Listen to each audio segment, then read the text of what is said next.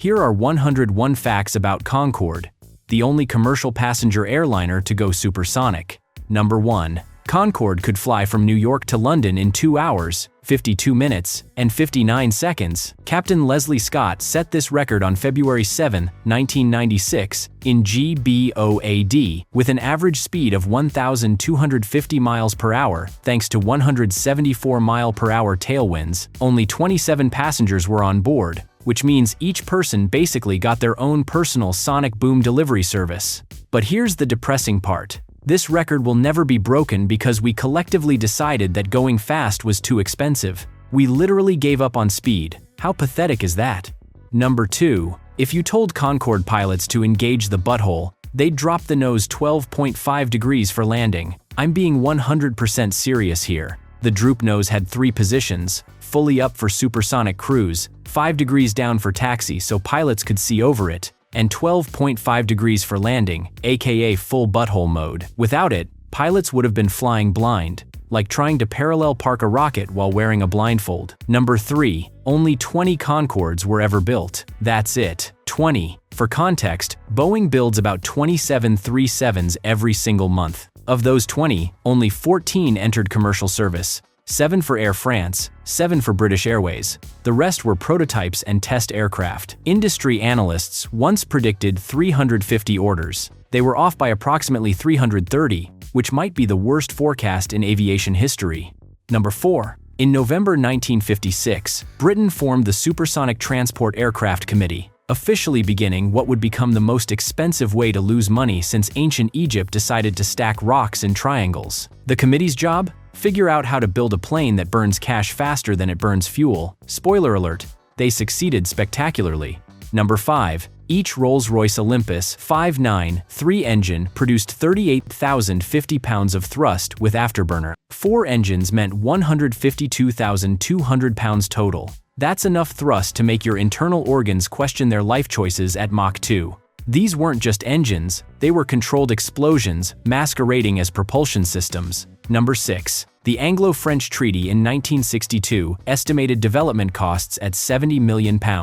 Final cost? Between £1.5 and £2.1 billion by 1976. That's a 3,000% cost overrun. Even government contractors building $600 toilet seats were like, damn, that's impressive incompetence. The French and British basically invented a new way to set money on fire.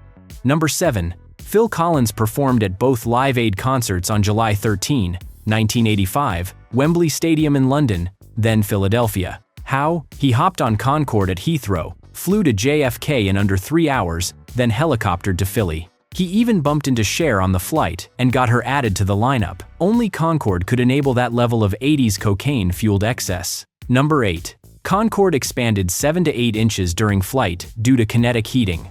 Flight engineers would wedge their caps in gaps that opened between panels. When the plane cooled after landing, the caps got permanently stuck. Trevor Norcott's cap from the final flight in 2003 is still trapped in GBOAG at Seattle's Museum of Flight. It's literally the world's most expensive hat rack. Number 9. At Mach 2, the nose reached 127 degrees Celsius, 261 degrees Fahrenheit, while the tail hit 91 degrees Celsius, 196 degrees Fahrenheit. Passengers could touch the warm windows mid-flight without burning themselves, barely, because apparently in-flight entertainment in the 70s meant potentially getting second-degree burns from supersonic friction. Safety third, as they say. Number 10. When Harold Wilson's Labour government tried to cancel Concorde in October 1964, France basically threatened to sue Britain into oblivion. Turns out the treaty had no exit clause. The French could drag Britain to the International Court of Justice. Britain caved faster than you can say sacré bleu. The French literally held Britain hostage with paperwork. If you're enjoying the video so far, make sure to subscribe the channel and hype this video. Number 11. Concorde had 13 fuel tanks, but engineers numbered them 1 through 11, skipping some numbers entirely. Why? Because aerospace engineers love confusing people almost as much as they love being technically correct about everything. There were tanks 1, 2, 3, 4, 5, 5A, 6, 7, 7A, 8, 9, 10, and 11. Make it make sense. Number 12. March 2, 1969. Concorde 001's maiden flight lasted exactly 29 minutes. Chief Test Pilot Andrei Turcotte's first words: "After landing, the big bird flies." Not exactly one small step for man, but considering they'd just flown a delta-winged dart at 250 miles per hour without it disintegrating, maybe understatement was appropriate. Number 13. Britain tried to be petty about the name. Prime Minister Harold Macmillan wanted it called Concorde without the E, just to annoy Charles de Gaulle. Technology Minister Tony Benn added the E back, claiming it stood for Excellence, England, Europe, and Entente. Politicians have been making up stupid acronyms since the beginning of time. Number 14. Concorde was the first commercial aircraft with analog fly-by-wire controls, also the first and only commercial airliner with afterburning turbojets. It had more aviation firsts than a kindergarten attendance sheet. Basically, every system on this plane was experimental, which is exactly what you want at 60,000 feet. Number 15. A typical transatlantic crossing burned around 95 tons of fuel in 3.5 hours, roughly 25,000 liters per hour at cruise. Concorde didn't care about efficiency, it cared about breaking physics. When you're outrunning the sun, you don't count gallons. Number 16. July 30, 1973. Concorde 001 chased a solar eclipse across Africa at Mach 2, giving 7 scientists 74 minutes of totality versus the normal 7 minutes on the ground. That record will never be broken because nobody's that extra anymore. We peaked as a species in the 70s. Number 17. The white paint wasn't for aesthetics, it was for survival. The high reflectivity coating reduced skin temperature by 20 degrees Fahrenheit. Without it, the aluminum would have turned into an expensive flying taco at Mach 2. Sometimes looking good is literally a matter of structural integrity. Number 18. Concorde's ogival delta wing was developed by German-born aerodynamicists Dietrich Kuckemann and Johanna Weber at Britain's Royal Aircraft Establishment. Their work on slender delta aerodynamics made supersonic flight stable and controllable. No ex-Nazi rocket scientists involved, just brilliant engineers with pencils and wind tunnels. Number 19. British Airways discovered their rich passengers thought tickets cost more than they actually did. So A just raised prices to match expectations and suddenly turned profitable. Rich people literally don't know what things cost. It's like that Arrested Development meme, but with supersonic travel. Number 20. The aluminum alloy was called Hydaminium RR58, originally developed for Rolls-Royce jet engines. Recipe: 2.5% copper, 1.5% magnesium, 1.2% nickel, 1% iron, with traces of silicon and titanium. It was clad with pure aluminum for corrosion protection, not zirconium like some people claim. This cocktail kept Concorde's skin from melting at 127 degrees Celsius. Number 21. From 1976 to 2000, there were 57 tire-related incidents. After the 2000 crash, they added Kevlar fuel tank lining. Because apparently, what if the tires explode and puncture the fuel tanks wasn't on the original safety checklist? Better late than never, I guess. Number 22. Concorde used fuel as engine coolant. The plane literally deep-fried its own fuel to keep the hydraulics cool, then burned that preheated fuel for thrust. That's the most metal thing ever put in an aircraft operations manual. Your car could never. Number 23. January 21, 1976, 11:40 a.m. British Airways and Air France started service simultaneously. A flew to Bahrain, Air France to Rio. They synchronized their departures down to the minute because even supersonic travel needed to be theatrical. The 70s were all about the drama. Number 24. The Boeing 2707 was supposed to carry 300 passengers at Mach 3. Congress killed it after burning through $1 billion because Oklahoma City sonic boom tests literally shattered 150 windows. America broke too much stuff trying to go fast. Classic. Number 25. Internal cabin width was only 8.5 feet with 6-foot headroom. You paid today's equivalent of $20,000 to crouch at Mach 2 in a tube narrower than a regional jet. Rich people will literally pay for anything if you call it exclusive. Number 26. Concorde required 3 flight deck crew and 6 cabin crew for just 100 passengers. That's a 1:11 crew to passenger ratio. Modern airlines would literally have an aneurysm at those labor costs. Different times. Number 27. Each seat had custom Wedgwood china and unlimited Dom Perignon, but no entertainment screens. Over 1 million bottles of champagne were consumed on Concorde flights. What else were you going to do for 3.5 hours? Talk to other rich people? Gross. Number 28. Only two airlines ever flew Concorde commercially, Air France and British Airways. But for a brief period from 1977 to 1980, British Airways partnered with Singapore Airlines on a joint London, Bahrain, Singapore route using one BA aircraft, GBOAD. The jet even wore Singapore Airlines livery on one side and BA on the other. A true 1970s aviation oddity. Number 29, December 11, 1967. Prototype 001 rolled out to 1,100 guests at Toulouse. Peak 1960s energy. The Vietnam War was raging, but France and Britain were over here building a rocket plane for rich people to fly to New York for lunch. Priorities. Number 30. The ogival delta wing had only 6 moving control surfaces. No flaps, no slats, no complicated high-lift devices. Normal planes have over 50 moving parts on their wings. It took 5,000 hours of wind tunnel testing to make this geometric insanity actually work. Sometimes less is more, but usually less is just terrifying. Number 31. British Concorde pilots had to retire at 55, but American pilots could fly until 60. During the Braniff interchange, you'd have British captains quietly watching American grandpas handle their $200 million plane. Nothing says safety first like different retirement ages for the same aircraft flying the same routes. Number 32. Concorde GBOAC once hit 1,488 miles per hour ground speed thanks to the jet stream. That's faster than an F-16's cruise speed. A passenger jet literally outran fighter jets. Commercial aviation peaked in 1976, and we've been going backwards ever since. Number 33. NASA once borrowed a Concorde for supersonic research and applied bright high-visibility markings for airflow visualization. It looked more like a flying test article than a luxury jet, but the data it provided helped shape the next generation of high-speed aerodynamics. Number 34.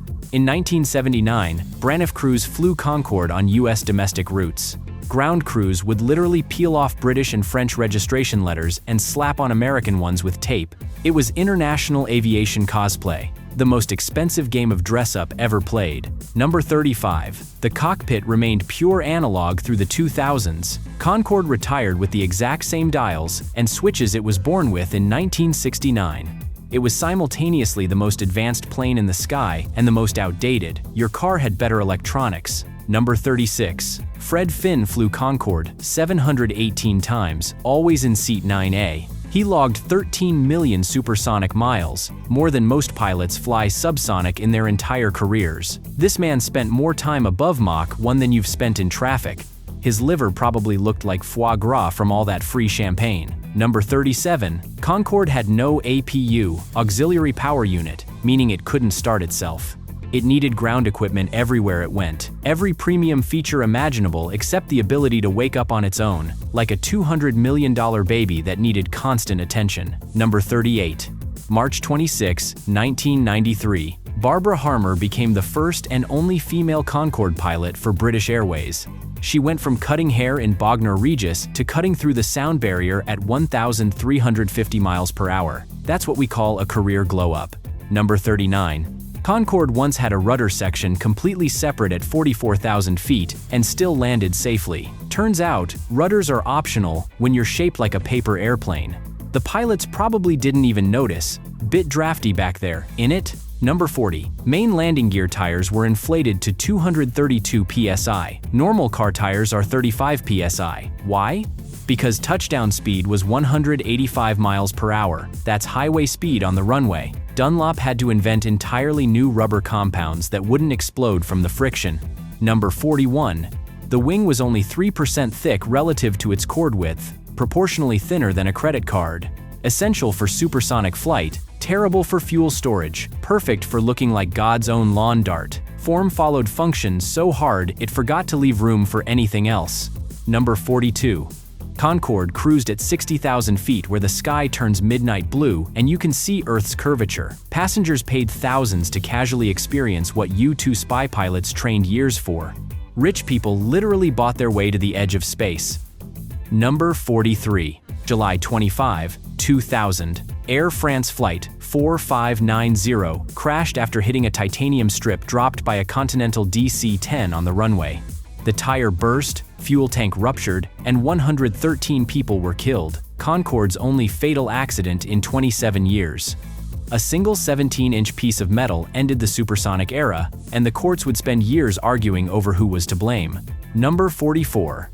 The landing gear was so tall it had to telescopically compress before retracting. It literally shrank itself to fit in the wheel wells. Even the landing gear was over-engineered. Everything on this plane was extra. Number 45. The Concorde Airport 79 was such a disaster it got nominated for Worst Picture. They marketed it as a comedy after test audiences wouldn't stop laughing. Featured Concorde doing barrel rolls to dodge missiles. Physics left the chat. Number 46. When Concorde landed at small airports, they had to truck in special high-pressure air start units because regular ground equipment couldn't handle it. Not every airport was worthy of the Queen. Most weren't. Number 47. The hydraulic system operated at 4,000 psi, double what normal airliners use. If something broke, it didn't just fail, it failed catastrophically. Concorde didn't do anything halfway, including mechanical failures. Number 48. Concorde had autopilot and autothrottle for most of the flight. But once you hit Mach 2, things got manual. Pilots had to manage afterburner, reheats and temperatures by hand, like driving a Ferrari that makes you manually adjust the turbo boost. Technology, but make it complicated.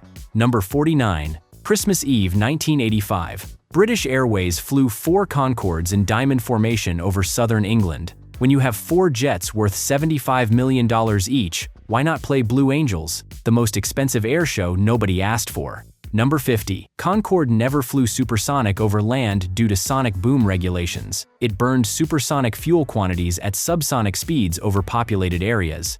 The worst of both worlds. Maximum cost, minimum speed. Government regulations literally grounded the future. Number 51. An SR-71 Blackbird pilot at Mach 2 was once told to change heading for traffic at your altitude, an Air France Concorde. Imagine being in a classified spy plane, wearing a pressure suit, and watching businessmen in summer clothes sipping champagne at the same altitude. Capitalism won. Number 52. In 1993, Concorde delivered snake antivenom to Africa, saving a life. It also transported organs for transplants regularly. Sometimes going stupidly fast actually matters. Not everything about being rich and ridiculous is useless. Number 53. 1983. British government sold their entire Concorde fleet to British Airways for £16.5 million plus first year's profits. They basically gave away billions in development costs for the price of a nice London townhouse. Government negotiation at its finest. Number 54. The Delta Wing had 3,856 square feet of area with an aspect ratio of 1.7, one of the lowest ever on a passenger jet. It was basically a flying triangle with engines bolted on. Aerodynamics said no, but French engineers said, hold my wine. Number 55. Cabin pressure was maintained at 6,000 feet altitude equivalent versus 8,000 feet for normal jets. If the hull ruptured at cruise altitude, pilots had 10 to 15 seconds of consciousness. No pressure suits, no backup plan, just pure optimism and British stiff upper lips. Number 56. Concorde only came in white because darker paint would overheat the skin. The special reflective coating kept surface temperatures about 20 degrees Fahrenheit cooler. When Pepsi sponsored an all-blue Concorde in 1996, engineers limited it to short flights below Mach 2 to keep the paint from overheating. Even color had a flight envelope. Number 57. Concorde appeared in 2 James Bond films and Doctor Who. Even Time Lords thought supersonic travel was cool. When fictional time travelers are impressed by your speed, you've won aviation. Number 58. By 1983, British Airways was making solid profits on Concorde after the government wrote off development costs. Turns out you can make money on anything if someone else pays the $1 trillion R&D bill. Capitalism 101. Number 59. Madness frontman Suggs hit the world's longest putt down Concorde's aisle for charity. The ball traveled 5 miles in 2 seconds at Mach 2. Physics teachers everywhere simultaneously orgasmed and cried. That's not how golf works. Number 60. The nose visor used specially formulated heat-resistant glass because standard glass would distort at Mach 2. Aluminum panels around it were reinforced to survive nose temperatures of 127 degrees Celsius. When even your windows need engineering breakthroughs, you know you're flying too fast for comfort. Number 61. Elizabeth Taylor, Elton John, and Sean Connery all flew Concorde regularly. But the queen of excess? Victoria Beckham, who used it 3 times in 1999 just for wedding dress fittings in Paris. That's $30,000 in airfare to try on fabric. She literally burned more fuel than a small town uses in a week because she couldn't find a dress in London. Peak 90s celebrity brain. Number 62. After 9/11, reinforced cockpit doors for Concorde cost $300,000 each, 12 times more than doors for normal aircraft. Why? Because everything on Concorde was bespoke, including terrorism prevention. Even security upgrades were premium. You couldn't just order parts from the Boeing catalog like a peasant. Number 63. The first production Concorde had carbon fiber brakes, a world first in commercial aviation that saved 1,200 pounds. Every single pound mattered when you're trying to punch a hole through physics at Mach 2. These brakes could stop a 185-ton aircraft landing at 185 miles per hour and cost more than your house. Number 64. Concorde's engine nacelles were coated with heat-resistant paint that could handle temperatures above 120 degrees Celsius, not 300 degrees Celsius. The surface around the intakes and leading edges needed special treatment to stop the paint from blistering mid-flight. At Mach 2, even the paint had to be part of the engineering. Number 65. The fuel system could pump 33,000 pounds of fuel between tanks to shift the center of gravity by 2 meters during flight. No control surfaces needed, just shuffle liquid around. Using fuel as flight controls is the ultimate engineering flex. Oh, you use flaps? How quaint. We use kerosene. Number 66. April 10, 2003, Air France and British Airways simultaneously announced Concorde's retirement. The official reasons? Rising maintenance costs, post-9/11 demand collapse, and Airbus withdrawing technical support. Translation: accountants killed the dream. The world's fastest passenger jet wasn't defeated by physics or competition, it was murdered by spreadsheets and spare parts availability. Number 67. During the Braniff interchange, an Air France purser got caught dumping excess wine out the galley door at altitude, leaving purple streaks all over Concorde's white belly. Texas oil executives showing up to meetings with a wine-stained supersonic jet. The French literally couldn't help themselves. C'est la vie at Mach 2. Number 68. Paris Air Show, June 3, 1973. The Soviet Tu-144 Concordski crashed during a demonstration, killing 14 people. The Soviets claimed it was avoiding a French Mirage fighter. The French said, "What fighter?" Even airshow demonstrations were violent. Cold War proxy battles in the 70s. Capitalism versus communism at 400 knots. Number 69. Concorde had a small, armored safe in the rear cargo hold for urgent currency shipments between London and New York banks. It was literally a flying Brinks truck that happened to carry passengers up front. Your champagne was sharing space with millions in cash. The ultimate money plane. Number 70. Pilots needed 6 months of specialized training just to fly Concorde. The qualification was so difficult that fewer people became Concorde captains than have been to space. Let that sink in. It was literally easier to become an astronaut than a Concorde pilot. NASA had lower standards. Number 71. The Soviet Tu-144 technically flew before Concorde but crashed more times in its entire service life than Concorde did in 27 years. It carried fewer total passengers than Concorde carried in a single month. This is what happens when you copy homework but get all the answers wrong. In Soviet Russia, sound barrier breaks you. Number 72. Singapore Airlines briefly operated Concordes with British Airways from 1977 to 1980 on the London-Singapore route. GBOAD at the Intrepid Museum still has Singapore Airlines livery painted on one side because apparently nobody wants to pay for a paint job on a museum piece. Half British, half Singaporean, fully retired. Number 73. Concorde held altitude so precisely that air traffic control used them as pathfinders for other aircraft in severe turbulence. Other planes would follow Concorde's exact flight path minutes later. The world's most expensive weather balloon. Follow that supersonic jet, he knows where the smooth air is. Number 74. Some Concordes visited Barbados so frequently they had designated parking spots at Grantley Adams Airport. Imagine having a usual parking space for your supersonic jet. Oh, that's GBOAE's spot. He comes here every Thursday. Even the ground crews had favorites. Number 75. Concorde engineers referred to the plane as she so consistently that even French engineers adopted the English feminine pronoun instead of the French masculine le Concorde. International simping for an aircraft The plane was so beautiful, it transcended linguistic gender rules. Number 76. The emergency oxygen masks deployed faster than any other commercial aircraft, under 2 seconds. Why? Because at 60,000 feet, you have about 15 seconds of useful consciousness if the cabin depressurizes. You need oxygen right now, not whenever it's convenient. Physics doesn't wait for you to finish your champagne. Number 77. The Soviet Union tried to steal Concorde blueprints through industrial espionage, but got fed deliberately flawed plans by French intelligence.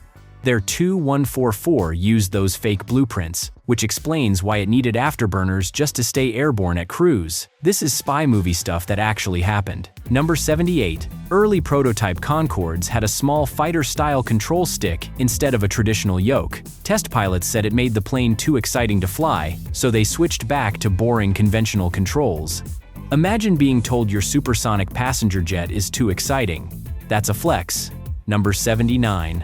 Concorde had dedicated cosmic radiation monitors because passengers received the equivalent of a chest X-ray worth of radiation per transatlantic flight. You were literally paying premium prices for premium cancer risk. The rich even get exclusive radiation exposure. Number 80. October 24, 2003, the final 3 British Airways Concordes returned to Heathrow together, performing synchronized approaches and landing 1 minute apart, Alpha Foxtrot, Golf, and Echo. It was a perfectly choreographed farewell to 27 years of supersonic glory. Number 81. Rolls-Royce engineers had a poster that read, "If Concorde is 10 minutes late, the unused jet fuel should be returned to the dinosaurs." Engineers have the absolute worst sense of humor, but when you're burning 2 tons of fuel per minute, punctuality matters. Number 82. November 26, 2003. The absolute final Concorde flight ever was GBOAF from Heathrow to Filton, Bristol, a pathetic 90-minute subsonic hop. After 27 years of breaking the sound barrier twice a day, the last flight couldn't even break 300 miles per hour. That's like retiring Usain Bolt with a leisurely walk. Number 83. Of the 20 Concordes built, 18 survive in museums. There are literally more Concordes on public display right now than ever flew commercially at the same time. We're better at preserving aviation history than we were at making it. Every major city has a dead Concorde to gawk at. Number 84. During acoustic testing, Concorde performed low-altitude subsonic passes to measure ground noise. Despite urban legends, it never flew at 500 feet, doing Mach 0.95. That would have shattered every window from London to Manchester. Even the noise tests were loud enough to register on seismographs. Number 85. The Olympus 593 engines had 14 compressor stages, with the last 4 made from exotic nickel alloys because compression heating alone made them as hot as turbine sections in normal engines. The air got so hot from being squeezed that it needed space-age metals just to not melt. Physics said impossible. Rolls-Royce said hold my tea. Number 86. Ferdinand Porsche's 1939 Mercedes Type 80 was designed to theoretically hit 370 miles per hour but never got tested. Concorde actually did 1,350 miles per hour twice a day, every day, for 27 years, with a perfect safety record until 2000. The difference between theoretical and Tuesday morning at 35,000 feet.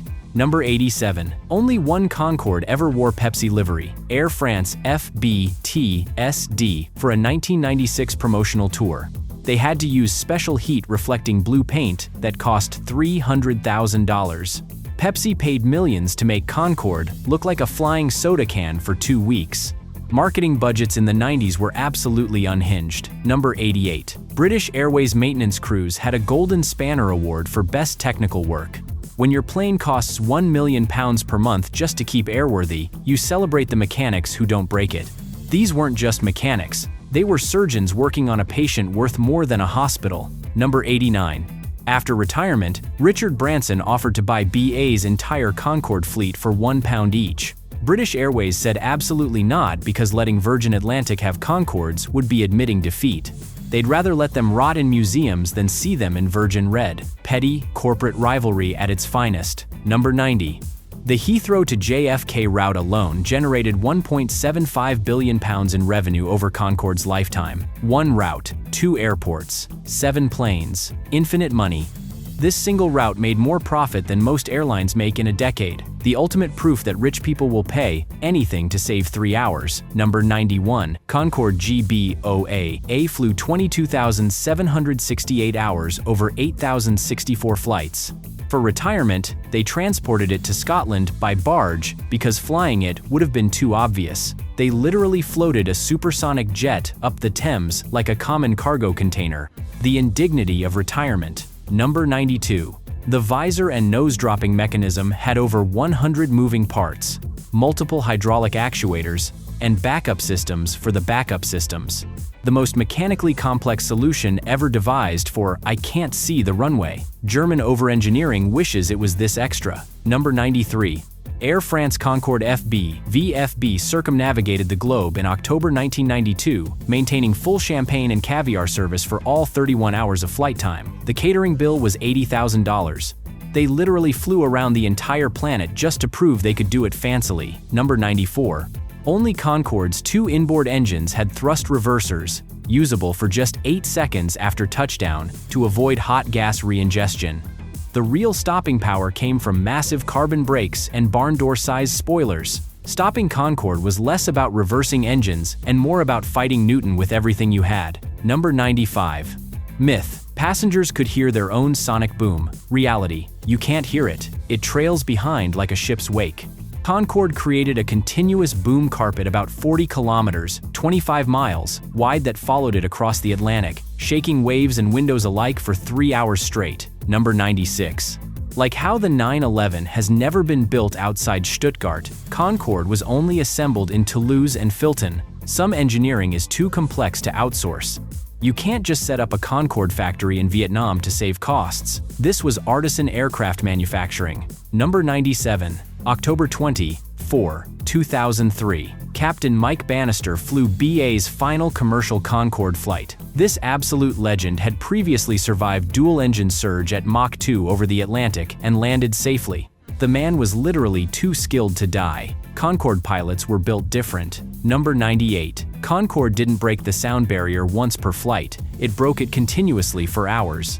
That same 40-kilometer boom carpet followed every supersonic crossing. The Atlantic was punched twice a day for nearly 3 decades, and it probably still hasn't forgiven us. Number 99. The Museum of Flight in Seattle still has GBOAG, with flight engineer Trevor Norcott's cap permanently wedged in the fuselage from thermal expansion. They've tried to remove it multiple times. The plane won. It's keeping that hat as a trophy. Number 100. Concorde's environmental impact is still scientifically debated because stratospheric NOx emissions have what scientists call complex non-linear effects on ozone chemistry. Translation. We have absolutely no idea what we did to the upper atmosphere, but it's probably fine. Science at its most honest. Number 101. Air France stopped commercial flights on May 30, 2003. 5 whole months before British Airways, because French accountants are apparently better at math than British ones. Or maybe they just knew when to quit. Either way, the French surrendered first, which is the most French thing ever, and that would be a wrap. If you like this video, then subscribe the channel and hype this video. Also, check out these 101 facts about B-2 Spirit, the most expensive jet ever built.